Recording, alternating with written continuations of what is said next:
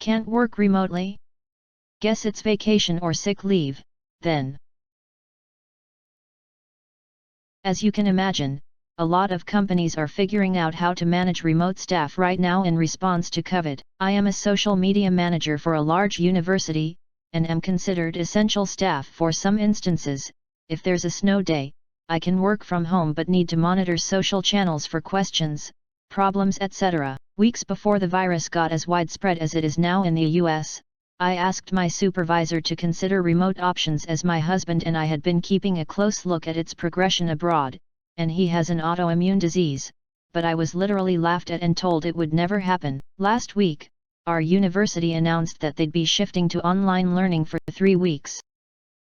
I again asked if we'd be given remote options at this time as well to help flatten the curve, and given that my job can be done literally anywhere, it shouldn't be a problem. I again was told nope, as essential staff I'd absolutely have to come in, and more details would be given in an HR email later that day. HR email comes in and affirms that all staff were expected to come in as normal, about 4,000 employees, and if you wanted to take time at home, you'd need to take personal, vacation or sick time. Staff could call/email HR and make individual cases to request remote work, but I'm in the state with the 4th highest cases of COVID-19 right now, and we all know college campuses are cesspools for disease, so staff is livid.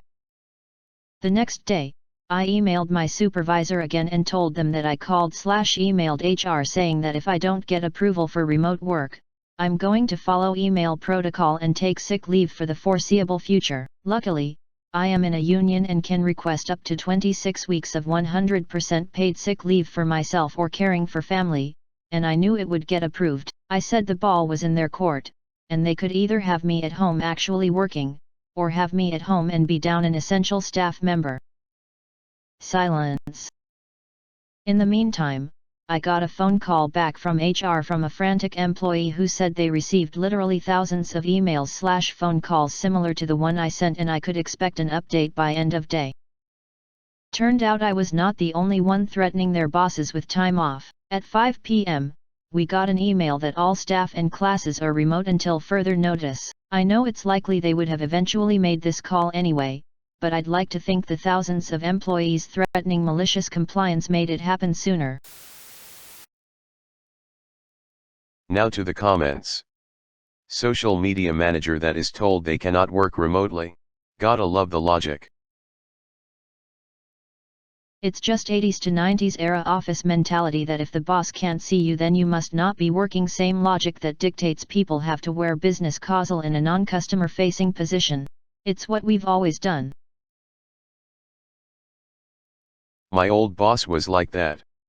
The boss before her didn't care if we worked from home as long as our work got done. The new boss came in and was like, I know you all slack off at home, so you all need to be in the office. Of course, she always worked from home and we always slacked off at the office because everyone chit-chatted. Why do institutions think it's okay to send students home but still force employees to go to work? Without any students there to teach, the lecturers are all just cramped into the office, doing work that they can easily do at home, all while exposed to the same level of threat as students would if they came to class. Also, what were they expecting when they told the staff contact HR individually, just a handful of immunocompromised people? SMH. Because working from home is considered a reward. Because it's harder to monitor an employee who isn't physically there. Because they can. Take your pick. But monitor an employee is looking what they have produced, right? The power of unions. OP replied. Our unions are the real heroes here. They were in touch with management non-stop throughout the decision-making and made it clear their members wouldn't stand for anything that would put us at unnecessary risk. I'm a union delegate and have been part of the bargaining committee in the past, so I had the upper hand of knowing our contract inside and out, but there are many workers who don't, so it's crucial to work in solidarity. Just one more reason for me to switch to a union job. Governor banned gatherings of more than 100. Governor cancelled school for 2 weeks or more. I'm stuck in a warehouse with 200 other employees. Mandatory overtime this week. Dave Yuk. I think it is essentially the older generation being too old-fashioned when it comes to this. For some reason, they assume since you work from home, that you are not doing anything. Same shit happens where I work. Other older employees throw a tizzy fit about it and don't think it's right. Meanwhile they BS with each other a good hour or so out of the day, instead of working. I would waste just as much time at home, as I do at work. The point is, if I get my shit done, what is everyone so pissy about? Manager, what are you doing? Employee, checking my Facebook really quick. Manager, you need to stop wasting company time on something that isn't productive to you or the company. Now, I'm gonna go smoke. When I come back, you need to be off that. LOL, yeah. I think non-smokers should be able to get a 10-minute fresh air break every hour or two, since smokers get that something, except not so much fresh air. I asked my work weeks ago about working remotely because I was going back to school and it would have worked out a lot better for them. The answer was, don't waste your time asking unless you want to just do extra work from home. How strange they have changed their tune now. I'm super curious what possible reason they could have given for saying no. Did they even try to suggest a benefit of having you on site, however silly?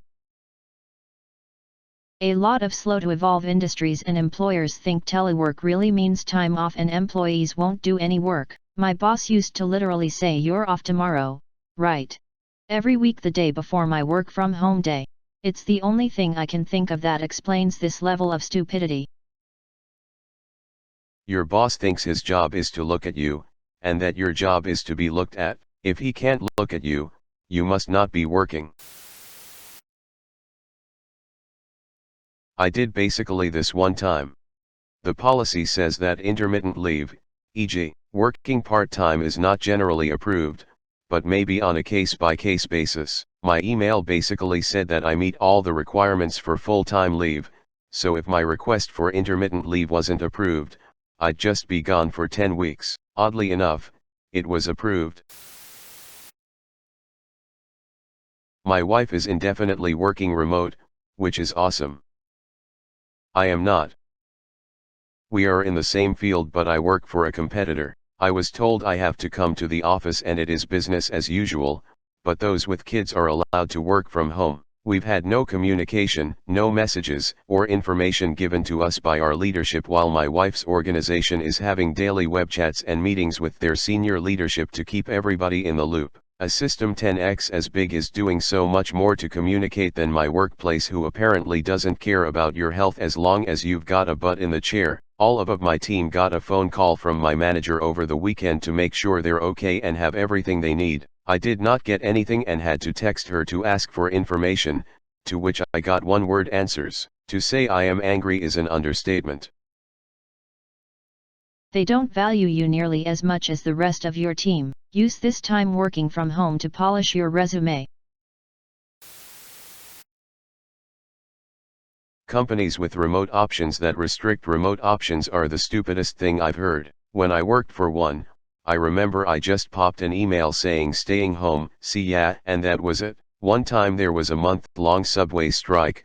I lived half a block from a station and the office was half a block from the last station of the same line. My commute on the subway was about 12 minutes vs. about 60 minutes by bus or 45 minutes by car, but I had to pay for gas and parking, so I just stayed home for a month. Spent a month in my underwear and came back rocking an epic beard, LOL.